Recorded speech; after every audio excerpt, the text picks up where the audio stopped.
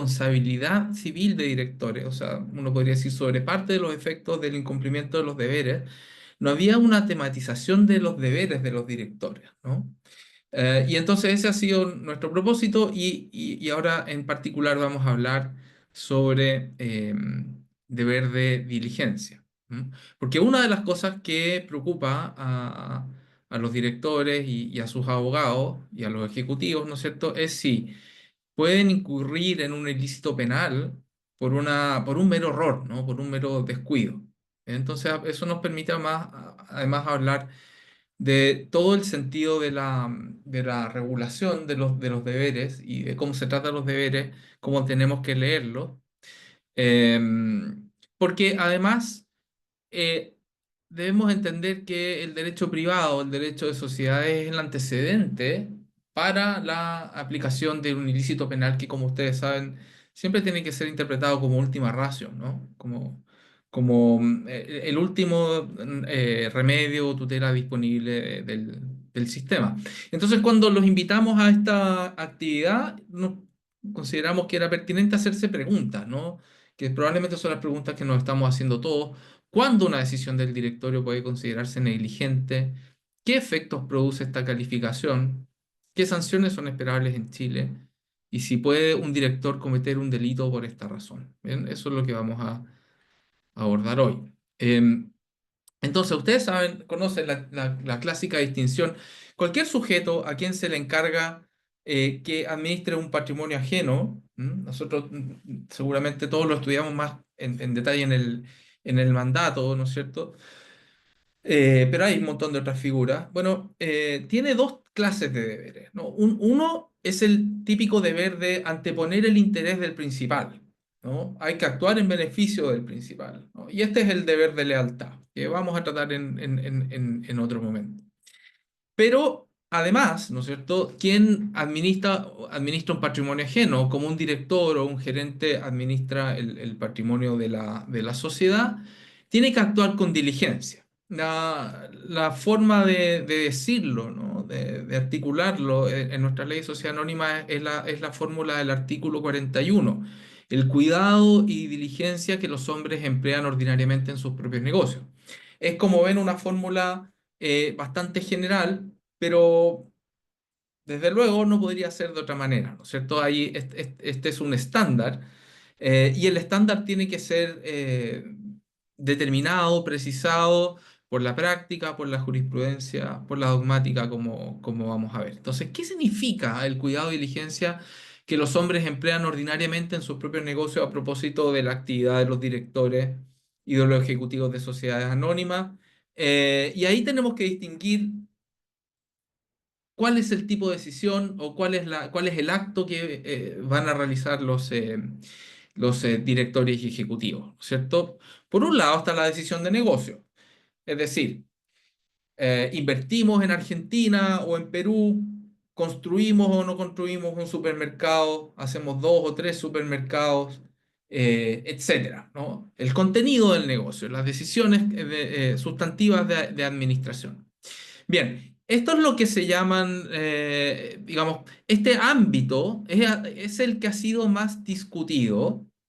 eh, y entonces, derivado, ¿no es cierto?, de la discusión en Estados Unidos, particularmente en el estado de Delaware, y también, digamos, recogido, adoptado por las jurisdicciones principales en el mundo, se estima que por diversas razones, ¿no es cierto?, cuando se trata de una decisión de negocios, em, el juez tiene que abstenerse de juzgar a posteriori si fue una buena o mala decisión de negocios, cuando quienes han tomado esa decisión han actuado sin conflicto de intereses, ¿no es cierto? Y de manera al menos suficientemente informada, ¿no? Como al menos procedimentalmente han sido diligentes en la información que tienen que recabar y en la deliberación de manera proporcional a la importancia de la decisión que están adoptando. Eso es lo que se conoce como Business Judgment Rule o regla de juicio de los negocios y las diversas razones son, bueno, la verdad es que los directores y ejecutivos son los principales obligados en actuar de manera, los principales interesados en actuar de manera diligente, no obtienen ningún beneficio por haber sido, por ser sancionados por negligencia, al contrario, ¿no es cierto? Pierden prestigio. Es muy difícil hacer un juicio retrospectivo sobre la calidad de la decisión adoptada. Eh, no es justo, ¿no es cierto?, que si el negocio va bien, los accionistas sean los que ganen, pero si el negocio va mal porque se tomó una mala decisión de buena fe, entonces los accionistas puedan además demandar a los directores. Todas estas razones hacen, ¿no es cierto?, que tanto en Estados Unidos como en las otras principales jurisdicciones, se considera razonable adoptar esta regla de juicio de los negocios, que la regla de juicio de los negocios no es propiamente un deber o una regla de responsabilidad, es una regla de decisión para el juez, ¿no? En la medida en que no haya conflicto de intereses, estamos en el ámbito ahí ya del deber de lealtad, o que haya, como les decía, deliberación e información adecuada. Bien, esto es lo que se conoce como regla de juicio de los negocios, y parte de la doctrina estima que en Chile es razonable adoptarla para los jueces y esa es precisamente también nuestra posición. Se puede interpretar el artículo 41 de esa manera. Ahora, hay otras decisiones, otros actos que toman los directores, particularmente, si ustedes recuerdan, tienen un montón de obligaciones en la ley y las obligaciones propias de la gestión de un patrimonio ajeno, pero sobre todo, ¿no es cierto?, informarse adecuadamente y supervisar la conducta de los ejecutivos y gerentes. ¿Bien? Esto en general es lo que es la expresión ordinaria del deber de diligencia, del deber de cuidado, ¿no es cierto? Esto es lo que en Estados Unidos se llama el deber de estar attentive, ¿bien? Y aquí hay que simplemente verificar en cada caso concreto si es que se ha cumplido con esa obligación, con la obligación de actuar de manera cuidadosa, ¿no es cierto? En Chile hay dos casos emblemáticos donde esta cuestión se discutió. El caso primero, ¿no es cierto? El caso Farmacias Ahumada. ¿Te recuerdan el caso de la colusión de las farmacias o que fueron al menos investigados por colusión de las farmacias, ¿no es cierto?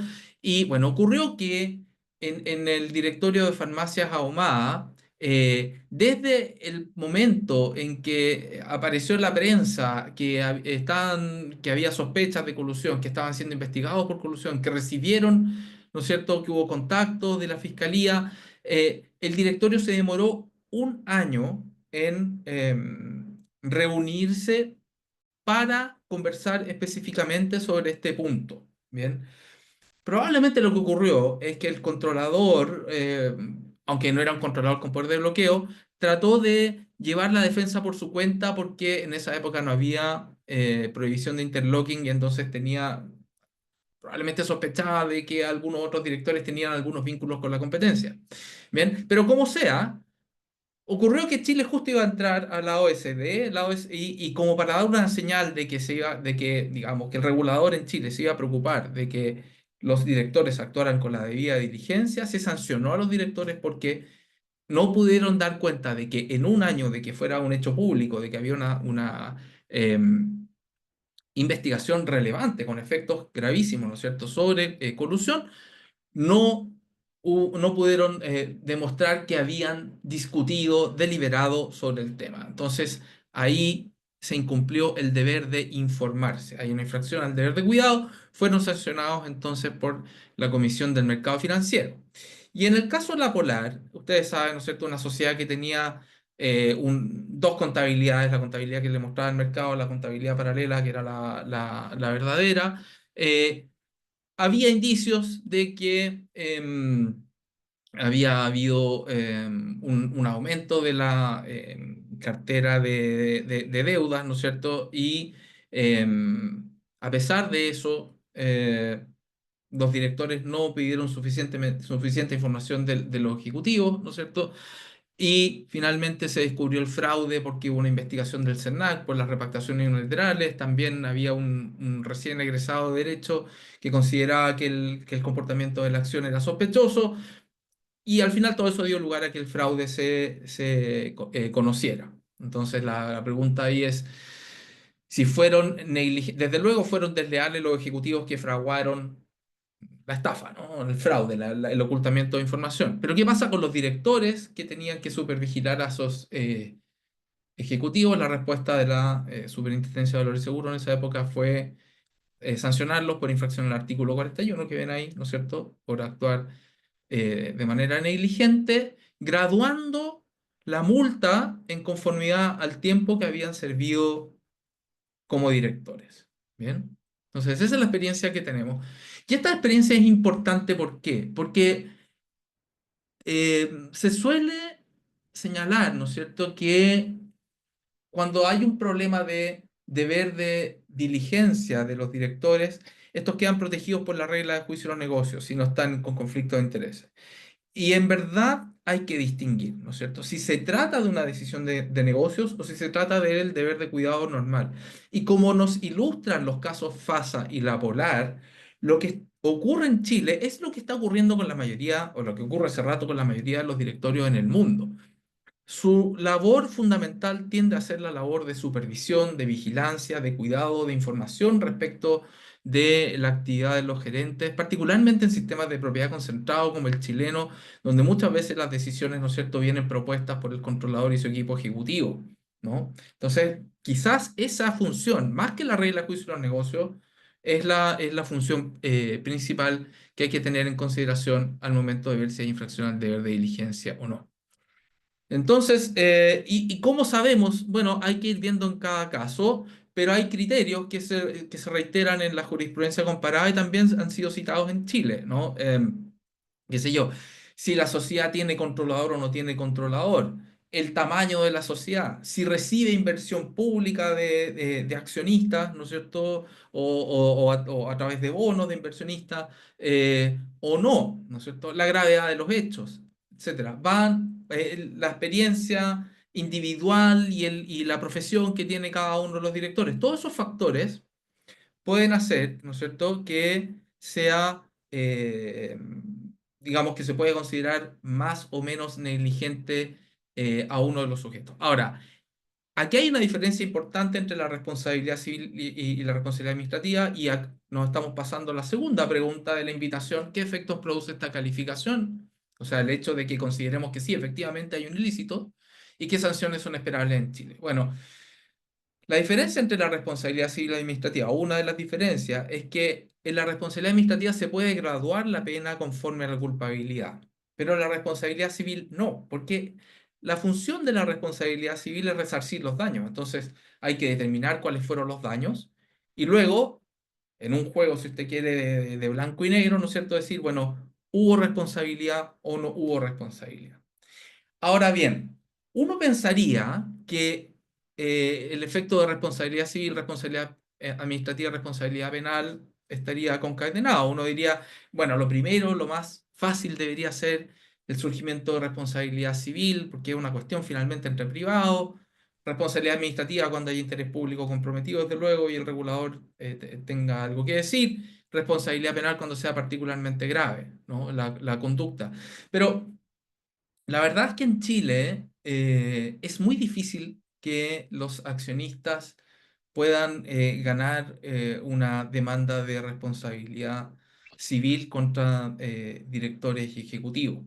Y la razón es que la acción derivativa que se incorporó precisamente como consecuencia o como reacción a los antiguos, ¿no es cierto?, casos emblemáticos, Campos y Chispas, para facilitar digamos, las demandas de los accionistas, no ha funcionado bien. ¿Por qué es necesaria una acción derivativa?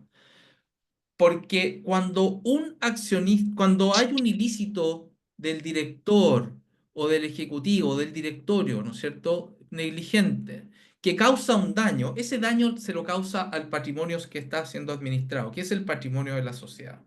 Por lo tanto, quien recibe el daño es la sociedad. Ahora, como la sociedad no se va a demandar a sí misma, ¿no es cierto? Como los directores no se van a demandar a sí mismos, salvo que hubiera un cambio en el controlador y cambiaran a toda la plana directiva, entonces la ley permitió, artículo 133 bis, que un director o un grupo de accionistas que sean por lo menos 5%, ¿no es cierto?, representen 5% de las acciones, puedan demandar a nombre y en beneficio de la sociedad.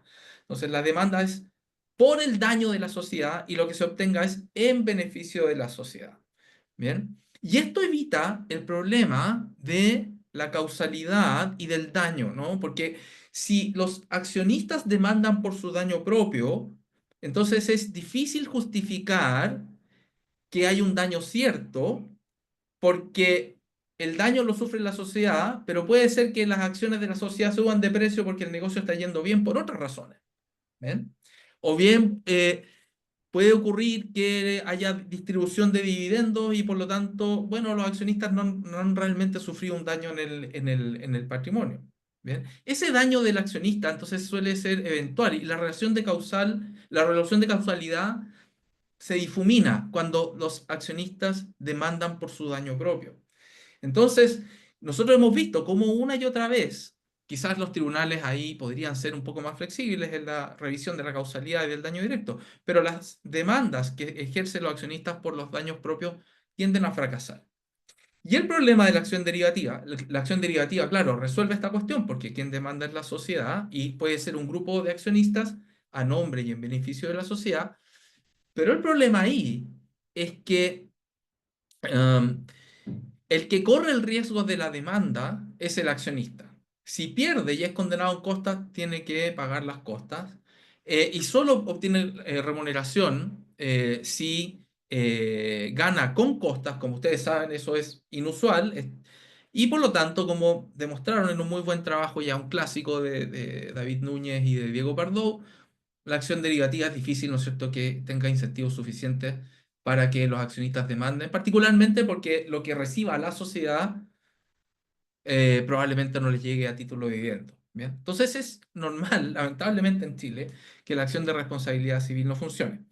Y por eso entonces ustedes han visto que lo que sí funciona es la responsabilidad administrativa. Ahora, esto depende de que sea una sociedad anónima, ¿no es cierto?, regulada por la Comisión para el Mercado Financiero. Ahí hay imposición de sanciones y basta con la demostración del ilícito, ¿no es cierto? Por supuesto, no hay que demostrar un daño porque ahí hay infracción de ley y se puede graduar el daño. Y eso generalmente son los casos de responsabilidad digamos, que han sido exitosos. Desde luego son reclamados, ¿no es cierto?, ante tribunales la aplicación de la multa, pero generalmente en el caso chileno las Cortes han terminado confirmando el criterio de la Comisión para el Mercado Financiero en investigaciones que en general han sido muy serias, o sea, muy bien hechas, muy meticulosas, con mucho detalle, en general muy bien fundamentadas. ¿Mm?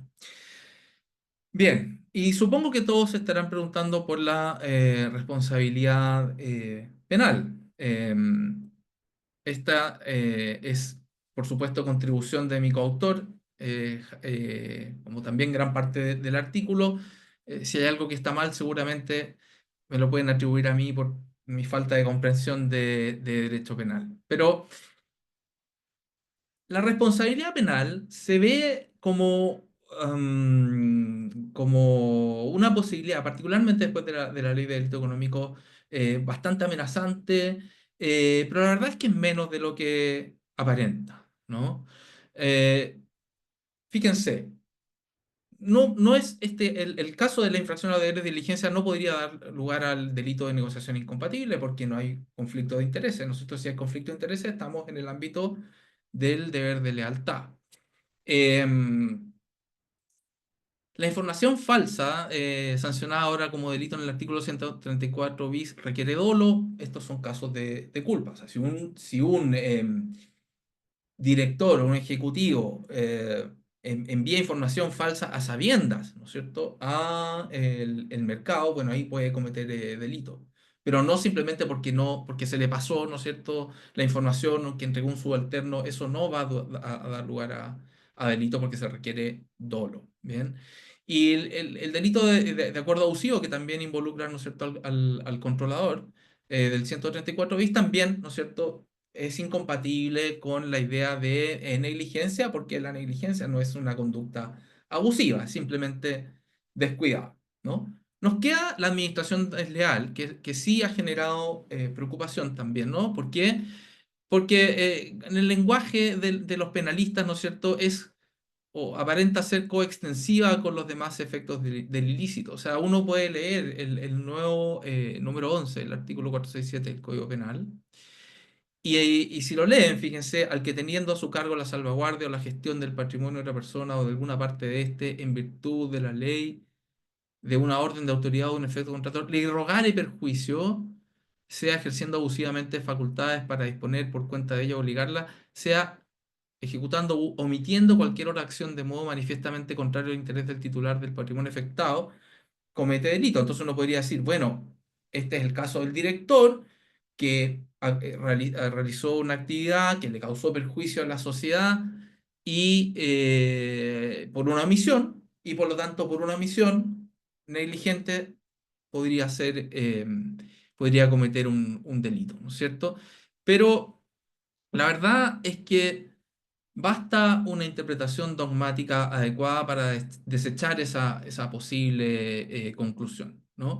Y, y esto porque hay exigencia de daño, pero también hay exigencia de infracción a la relación fiduciaria. Hay que demostrar que se ha infringido la confianza, ¿no es cierto?, que ha puesto el principal en el director o en el ejecutivo, y además que esta, digamos, defraudación de la confianza, el incumplimiento de esta obligación fiduciaria ha dado lugar a un daño, ¿no es cierto? No podemos considerar que el daño y la infracción de la relación fiduciaria, o que, digámoslo de esta manera, que la infracción de la relación fiduciaria se va a producir por el solo efecto del daño, porque eso sería confundir dos requisitos que son autónomos. Bien, entonces uno podría decir, bueno, en este caso, la administración desleal solamente está pensada para la infracción a los deberes de lealtad.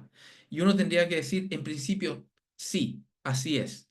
Pero hay un espacio donde los deberes de diligencia se juntan, se confunden con los deberes de lealtad.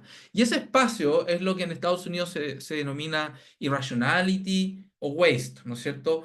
Una decisión de negocios incluso, que no tiene ninguna justificación racional, pero ninguna justificación racional, puede ser una mala justificación racional, ¿no? Este es el caso de American Express, puede haber una mala justificación racional.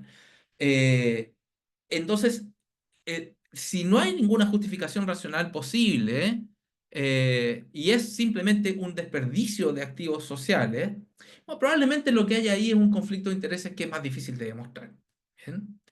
Y en esos casos, y solo en esos casos, ¿no es cierto?, uno podría pensar, aunque de nuevo esto es discutible, que aquí podría haber una sanción penal. Pero estamos hablando de una negligencia gravísima, asimilable al dolo. ¿Bien? Eh, y además, ¿no es cierto?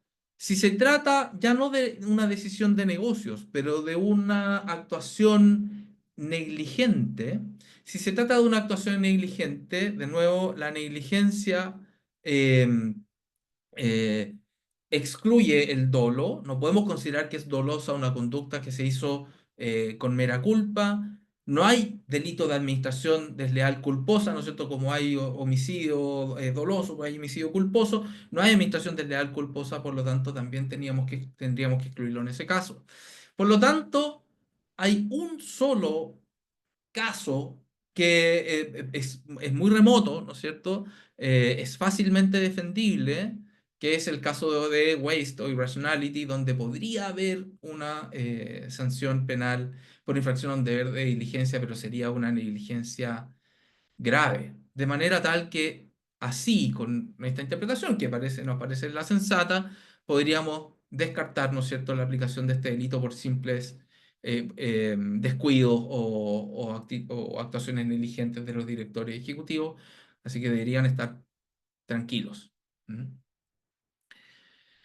Bien, y creo que en estos 30 minutos en que hemos estado hablando, ya tenemos una idea de las preguntas que nos hicimos cuando realizamos la invitación. ¿Cuándo una decisión de directorio puede considerarse negligente?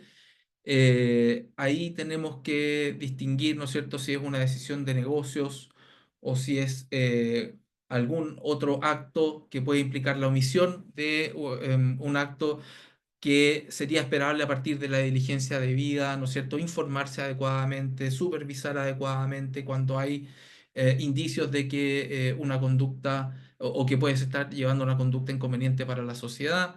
Em, y hay criterios que nos permiten ir determinando cuándo podemos considerar que hay culpa o no, pero de todas maneras aquí no podemos dar una respuesta final.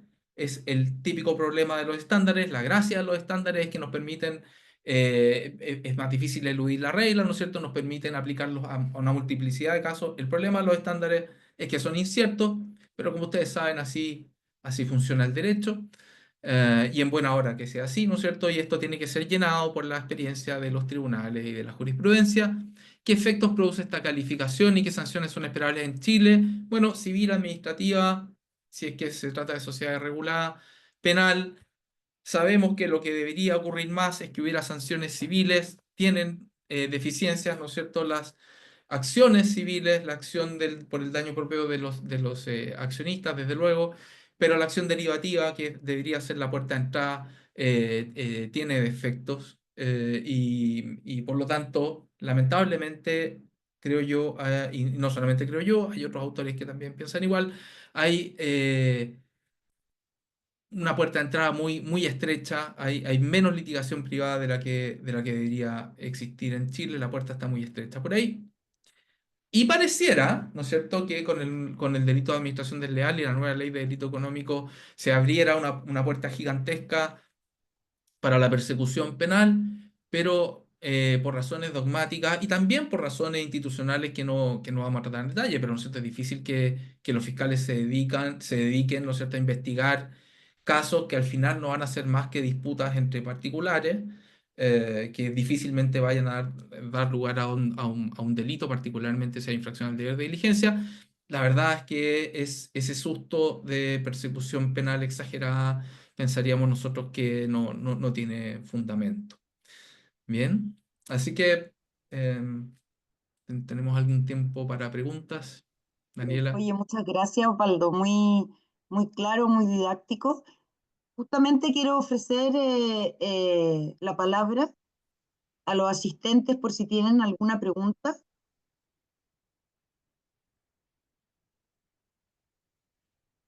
Si no, yo tengo una.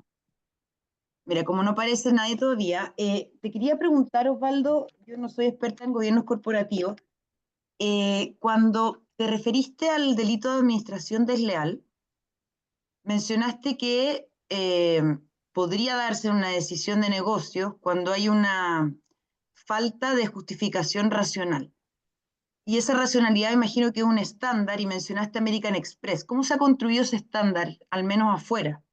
Acá todavía no tenemos jurisprudencia. ¿Qué significa la racionalidad? Racionalidad económica, fundamento, no sé si es algo muy intuitivo, No, porque no, no, racional sí, sí, significa que carece de fundamento o no. fíjate que American Express no es penal, es un caso civil. O sea, uno diría decir, el estándar Ah, es ya, pero lo que es importante, porque el estándar debería ser, para sancionar, debería ser mucho más exigente el penal que el civil para dar por demostrado que ha habido una actuación ilícita. Y en American Express lo que ocurrió es que esta compañía vendió acciones y lo realizó de una manera tal que se perdió la oportunidad de tener un crédito fiscal y eso generó una pérdida de eh, 8 millones de dólares. Tenían una pérdida acumulada de 26 millones de dólares. Creo que lo que hizo parece que fue que repartió dividendos en vez de vender esas acciones. Eh, Y resulta que el problema entonces era como, bueno, con su actuación el directorio, por no ver la opción con la cual nos íbamos a poder aprovechar este crédito fiscal, ¿no es cierto? Perdimos nosotros los accionistas 8 millones, entonces demanda de responsabilidad civil, ni siquiera estamos discutiendo la cuestión penal. Y la defensa de los directores Entonces dijeron, bueno, aquí no hay regla de juicio en los negocios, aquí hay simplemente irrationality, waste, o sea, no hay ninguna forma de justificar racionalmente esta decisión, simplemente se equivocaron y se equivocaron mal, ¿no? Y la respuesta fue, bueno, lo que pasa es que si nosotros hubiésemos hecho la operación que nos permitía rebajar impuestos, que me parece que era vender las acciones, habríamos mostrado al mercado que teníamos una pérdida de 26 millones de dólares y eso habría hecho bajar el precio de la acción, que era una defensa bastante poco plausible. Bueno, esa defensa bastante poco plausible, el tribunal la consideró, porque dijo, bueno, entonces la decisión tiene algún asidero, puede ser deficiente, malo, pero con eso nos basta, no fue meramente irracional. No da lugar entonces a responsabilidad civil, desde luego entonces no da lugar a responsabilidad penal, o Mm. sea, así de, Ah, entiendo. de poco. Por ejemplo, en el caso Disney, el CEO, que como ustedes saben allá en Estados Unidos, el controlador, contrató a otro ejecutivo famoso, Eisner era el CEO, contrató a otro ejecutivo famoso que supone que era su amigo, ¿no? Y estuvo un año en la compañía, no funcionó, no anduvo bien y lo echaron. Pero al echarlo le pagaron una compensación de 130 millones de dólares después de un año de trabajo y lo sacaron por hacer mal el trabajo. Y le pagaron 130 millones de dólares. Entonces los accionistas no estaban contentos. Y entonces dijeron, bueno, cuando negociaron el contrato y la compensación, desde luego aquí hay waste, o sea, aquí hay desperdicio de activos sociales. Y el directorio permitió que esto ocurriera. Un poco lo que decían los demandantes es que los directores no pudieron justificar que hubiera propiamente un conflicto de intereses, pero medio miraron para el lado. Porque, bueno, porque sus cargos de directores dependían del CEO, del ejecutivo, que era el Era el amigo controlador, de este que del habían amigo de este despedido. señor. Entonces, como que supuestamente miraron para el lado. Y,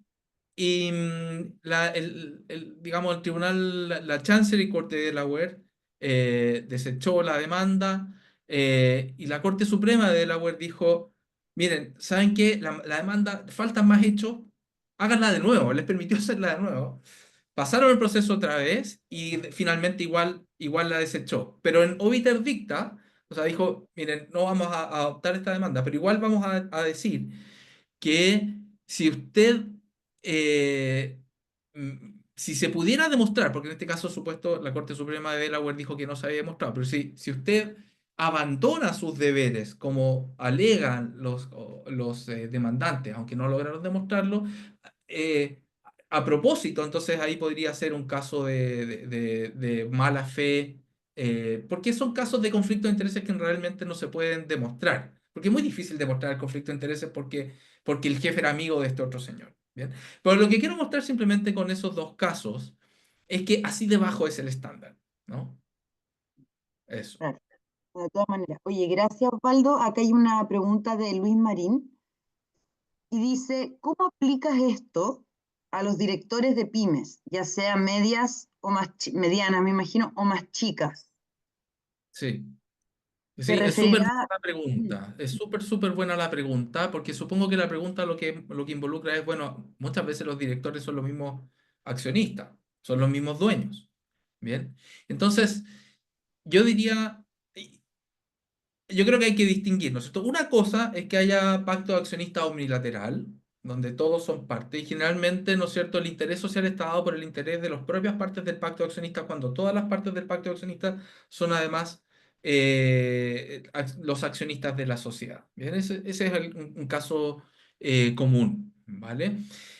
El otro caso es el caso que sí, pensemos que hay dos familias y se nombra una cantidad de directores y no hay un pacto de accionistas o no hay un pacto de accionistas unilateral. Bueno, en ese caso, de todas maneras, los directores están administrando un patrimonio ajeno y los directores responden por actuaciones negligentes, ¿no? Actuaciones negligentes.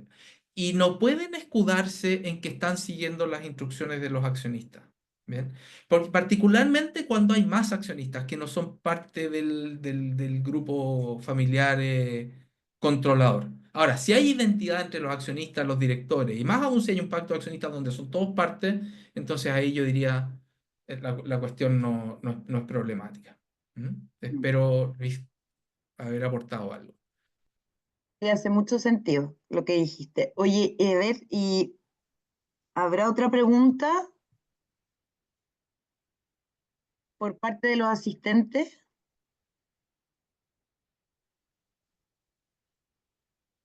Bueno, si no hay más, oye, con esto concluimos esta charla. Muy agradecido, Osvaldo. Realmente fue muy clara, muy bien estructurada y ojalá tu investigación vea la luz pronto para que todos podamos leerla en detalle. Mira, ahí te están mandando aplausos. La barra. Muchas Muchas gracias. gracias. Muchas gracias Sí, por la oportunidad y la invitación. que tengan toda una buena tarde. Chao, Chao, hasta luego. gracias. Gracias. Chao. Gracias.